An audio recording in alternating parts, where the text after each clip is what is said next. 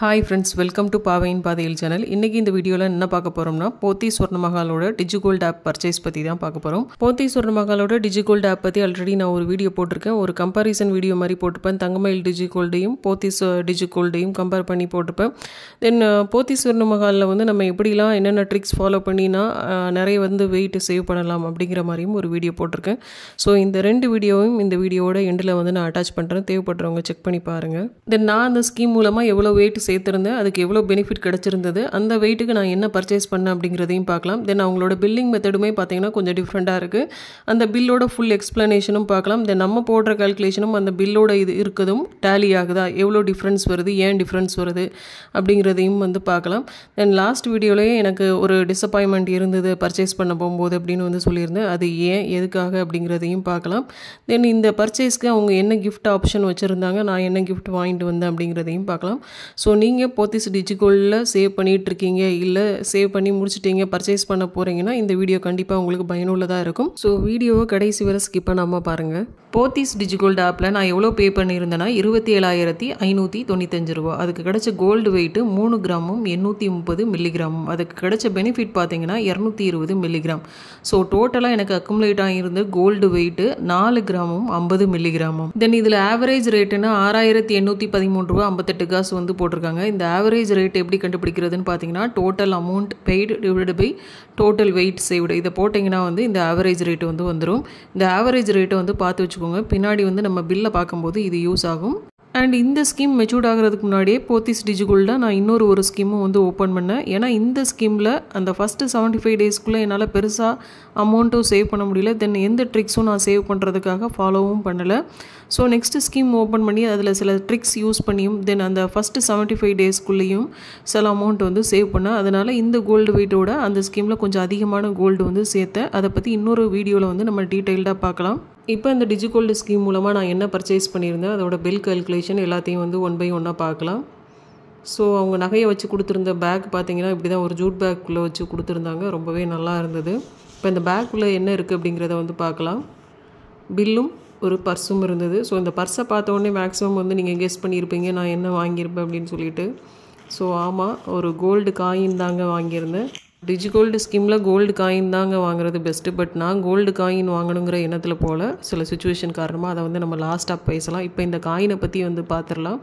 So இது வந்து ஒரு 4 கிராம் காயின். கரெக்டாக 4 கிராம் இருக்கிற மாதிரி வேண்டாம், கொஞ்சம் எக்ஸஸாக இருக்க மாதிரி பார்த்து கொடுங்க அப்படின்னு சொல்லி நான் கேட்டு கொஞ்சம் சில காயின்ஸ்லாம் நான் வந்து பார்த்துட்டு தான் வந்து இதை வந்து செலக்ட் பண்ணேன். இது வந்து ஒரு 4 கிராமும் 10 மில்லிகிராமும் வந்து எக்ஸ்ட்ரா இருந்தது. எனக்கு சேர்ந்துருந்தது பார்த்தீங்கன்னா 4 கிராமும் 50 மில்லிகிராமும். 4 கிராமில் இருக்கிற காயினில் பார்த்தீங்கன்னா இந்த காயின் தான் ஓரளவு அதிகமான வெயிட் இருந்தது. அதாவது 10 மில்லிகிராம் வந்து எக்ஸ்ட்ரா இருந்தது. நமக்கு சேர்ந்துருக்க வெயிட் பார்த்தீங்கன்னா 4 கிராமும் 50 மில்லிகிராமும். ஸோ அந்த வெயிட்டுக்கு எக்ஸாக்டான காயின் வந்து கிடைக்காது. 50 மில்லிகிராம்லாம் எக்ஸ்ட்ரா வச்சும் காயின் வந்து மேக்ஸிமம் வந்து செய்ய மாட்டாங்க.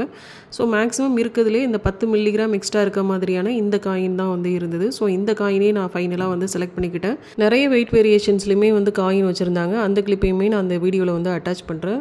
காயினோட ஃப்ரண்ட் சைட் பார்த்தீங்கன்னா லக்ஷ்மி போட்ட மாதிரியான காயின் தான் வந்து நான் செலக்ட் பண்ணேன். பிரிட்டிஷ் ஃபேஸ் போட்ட மாதிரியான காயினுமே வந்து இருந்தது. பட் அந்த காயின் வேண்டாம் அப்படிங்கிறதுனால நான் லக்ஷ்மி போட்ட மாதிரியான காயின் வந்து செலக்ட் பண்ணேன்.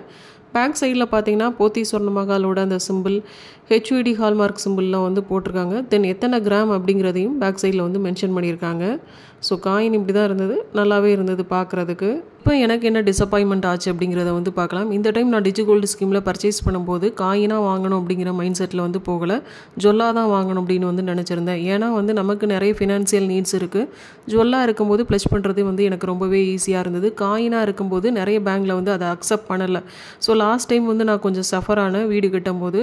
ஸோ இந்த டைம் காயின் வேண்டாம், அதனால் ஜுவல்லா வாங்கிக்கலாம் அப்படின்ட்டு டிசைட் பண்ணிட்டு தான் போயிருந்தேன். ஸோ வந்து நான் ஃபஸ்ட்டு ரிங் செக்ஷனுக்கு தான் போயிருந்தேன். அப்போது பார்த்தீங்கன்னா மணி வந்து ஒரு 3 மணி 3:15 இருக்கும்.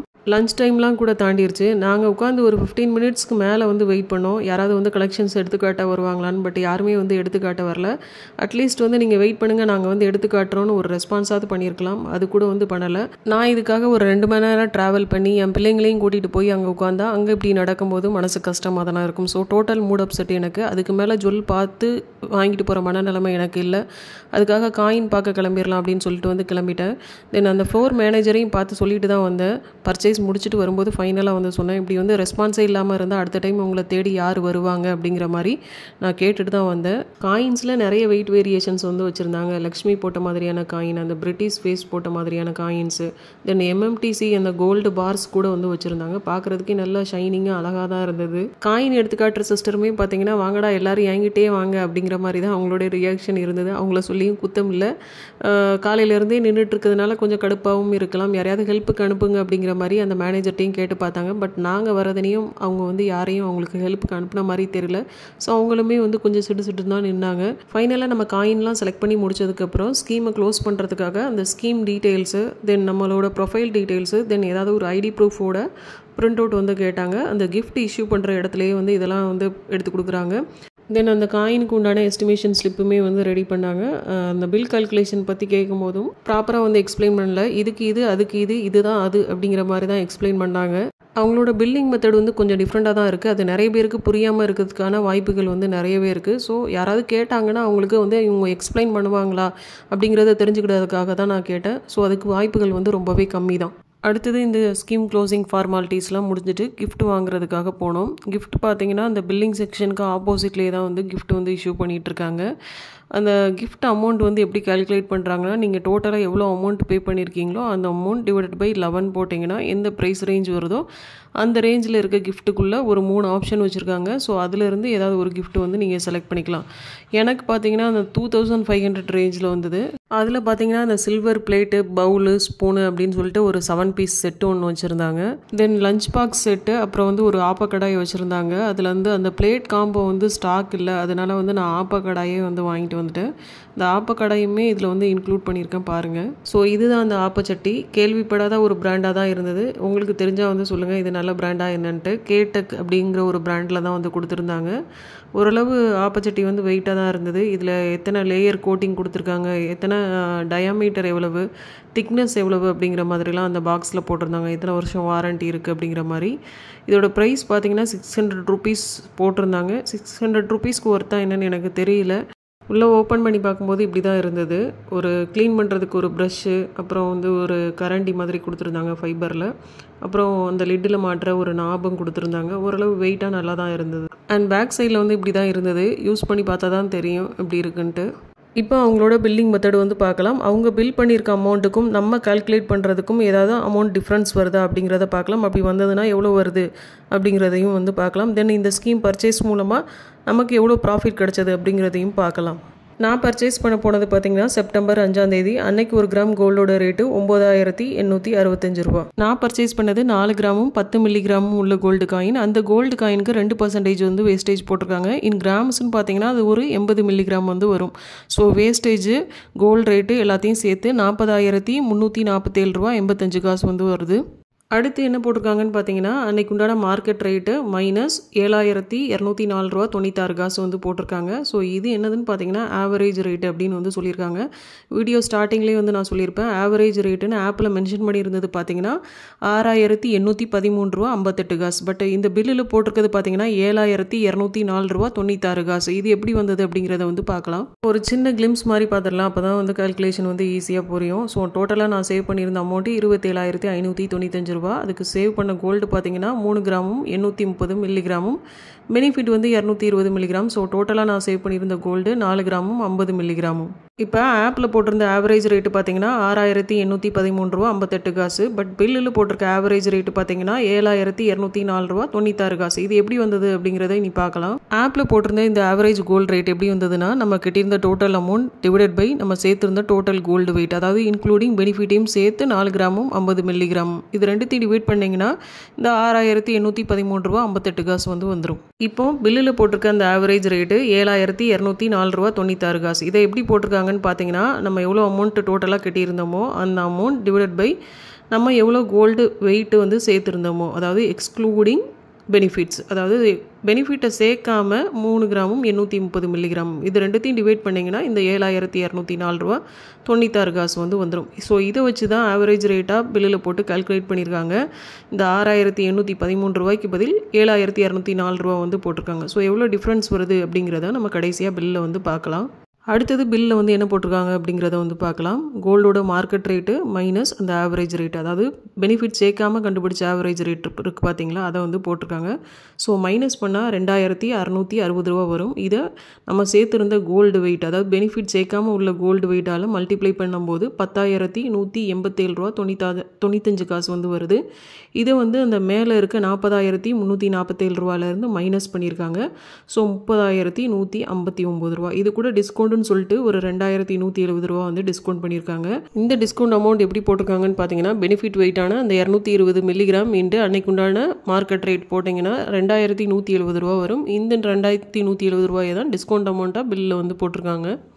அடுத்தது ஜிஎஸ்டி ஸ்டேட்டுக்கு ஒரு 419 ரூபா, சென்ட்ரல் ஜிஎஸ்டி வந்து ஒரு 419 ரூபா. ஸோ எல்லாத்தையும் சேர்த்து 30,999 ரூபா. என்கிட்ட வாங்கினது பார்த்தீங்கன்னா 1,234 ரூபா வந்து வாங்கியிருக்காங்க. ஸோ இந்த அமௌண்ட் வந்து நம்ம கால்குலேஷன் கூட டேலி ஆகுதா அப்படிங்கிறத வந்து இப்போ பார்க்கலாம். நம்ம டோட்டலாக கட்டியிருந்த அமௌண்ட் பார்த்தீங்கன்னா 27,595 ரூபா. ஸோ இதுக்கு சேர்ந்திருந்த கோல்டு வெயிட்டு 4 கிராமும் 50 மில்லிகிராமும். நம்ம பர்ச்சேஸ் பண்ணது 4 கிராமும் 10 மில்லிகிராமும் தான். இதுக்கு 2% வேஸ்டேஜ் போட்டால் அந்த கோல்டு வெயிட்டு இன்ட்டு அன்னைக்கு உண்டான மார்க்கெட் ரேட்டு இன்ட்டு 2% வேஸ்டேஜ் போட்டிங்கன்னா 790 ரூபா வந்து வரும். ஸோ வேஸ்டேஜ் வந்து அன்னைக்கு உண்டான மார்க்கெட் ரேட்டு படி தான் வந்து கால்குலேட் பண்ணுறாங்க. பட் ஜிஎஸ்டி வந்து அப்படி கால்குலேட் பண்ணுறதுல அதையுமே நீ பார்ப்போம். தென் நான் பர்ச்சேஸ் பண்ணியிருந்த கோல்டு காயின் நான் சேர்த்திருந்த வெயிட்லேருந்து ஒரு 40 மில்லிகிராம் கம்மியாக தானே இருந்தது. அந்த 40 மில்லிகிராமுக்கு அன்னைக்கு உண்டான மார்க்கெட் ரேட் படி மல்டிப்ளை பண்ணிங்கன்னா ஒரு 395 ரூபா 40 மில்லிகிராமுக்கு வரும். இந்த 395 ரூபாயை நம்ம வேஸ்டேஜுக்கு கொடுக்க வேண்டிய அமௌண்டான 791 ரூபாயிலிருந்து மைனஸ் பண்ணிங்கன்னா ஒரு 396 ரூபா வரும். ஜிஎஸ்டி வந்து வேஸ்டேஜுக்கும் சேர்த்து தானே போடுவாங்க. ஸோ அந்த 396 ரூபாயை நம்ம கட்டியிருந்த அமௌண்ட்டான 27,595 ரூபா கூட ஆட் பண்ணும்போது 27,991 ரூபா வரும். இந்த அமௌண்ட்டுக்கு ஒரு 3% ஜிஎஸ்டி போட்டிங்கன்னா 839 ரூபா வரும். இதே இது 1% போட்டிங்கன்னா 419 ரூபா வரும். அதை தான் வந்து பில்லில் போட்டிருந்தாங்க. இந்த நம்ம ஃபைனலாக கொடுக்க வேண்டியது பார்த்தீங்கன்னா வேஸ்டேஜும் ஜிஎஸ்டியும். வேஸ்டேஜ் வந்து ஒரு 396 ரூபா, அந்த அமௌண்ட் மைனஸ் பண்ணது போக. அடுத்தது ஜிஎஸ்டி ஒரு 819 ரூபா. இது ரெண்டுத்தையும் ஆட் பண்ணிங்கன்னா 1,235 ரூபா. இந்த பாயிண்ட்ஸில் இருக்கிறதெல்லாம் ரவுண்ட் ஆஃப் பண்ணி நம்மகிட்ட 1 ரூபா மைனஸ் பண்ணி 1,234 ரூபா வந்து வாங்கியிருக்காங்க. ஸோ கால்குலேஷன் வந்து கரெக்டு தான். எந்த அமௌண்ட்டும் நம்மகிட்ட இருந்து எக்ஸஸாக வாங்குறதில்ல. அடுத்து இந்த ஸ்கீம் மூலமாக நமக்கு எவ்வளோ ப்ராஃபிட் கிடைச்சது அப்படிங்கிறதையும் வந்து பார்த்துடலாம். இன்றைக்கி ஒரு கிராம் கோல்டு ரேட்டு 11,390 ரூபா. அண்ட் நான் இந்த 4 கிராம் 10 மில்லிகிராம் காயினை வாங்குறதுக்காக டோட்டலாக ஸ்பெண்ட் பண்ணது 28,829 ரூபா. இப்போ நான் இந்த காயினை இன்னைக்கு மார்க்கெட் ரேட் படி வாங்கணும்னா எவ்வளோ ஆகும் அப்படிங்கிறத வந்து பார்க்கலாம். ஸோ 4.10 மில்லிகிராம் இன்ட்டு மார்க்கெட் ரேட்டான 11,390 ரூபா ப்ளஸ் 2% வேஸ்டேஜ் ப்ளஸ் 3% ஜிஎஸ்டி போட்டால் 47,984 ரூபா, 85 ரூபான்னு வந்து நம்ம ரவுண்டாக வச்சுக்கலாம். இப்போ ப்ராஃபிட் எவ்வளவுன்னு கண்டுபிடிக்கிறதுக்கு அந்த 47,984 ரூபாயிலிருந்து 28,829 ரூபாயை மைனஸ் பண்ணால் நமக்கு ஒரு 19,155 ரூபா வரும். ஸோ இந்த அமௌண்ட்டு தான் நமக்கு இந்த பர்ச்சேஸ் மூலமாக கிடைச்ச ப்ராஃபிட். என்னோட ஒப்பீனியன் கேட்டிங்கன்னா கோல்டு காயின் சேவ் பண்ணுறதுக்கு இது நல்ல ஒர்த்தான ஸ்கீம் தான். பட் வந்து கஸ்டமர் சர்வீஸ் வந்து கொஞ்சம் இம்ப்ரூவ் பண்ணாங்கன்னா நல்லாயிருக்கும். நிறைய கவுண்டர்ஸ் இருக்குது. பட் கவுண்டரில் வந்து சேல்ஸ் எக்ஸிக்யூட்டிவ் தான் இல்லை, அதாவது கஸ்டமர் அட்டன் பண்ணுறதுக்கு யாருமே இல்லை. அதை தான் வந்து சொல்ல வரேன். இந்த வீடியோ உங்களுக்கு பிடிச்சிருந்ததுன்னா லைக் அண்ட் ஹைப் கொடுங்க, உங்கள் நண்பர்களோட பகிர்ந்துக்கோங்க அண்ட் மறக்காமல் சப்ஸ்கிரைப் பண்ணி வச்சுக்கோங்க. அடுத்து ஜிஆர்டியோட offer and coupon code use பண்ணி நான் ஒரு ப்ராடக்ட் வந்து பர்ச்சேஸ் பண்ணியிருக்கேன். அதை நெக்ஸ்ட் வீடியோவில் பார்க்கலாம். அன்டில் தென் பாய், டேக் கேர்.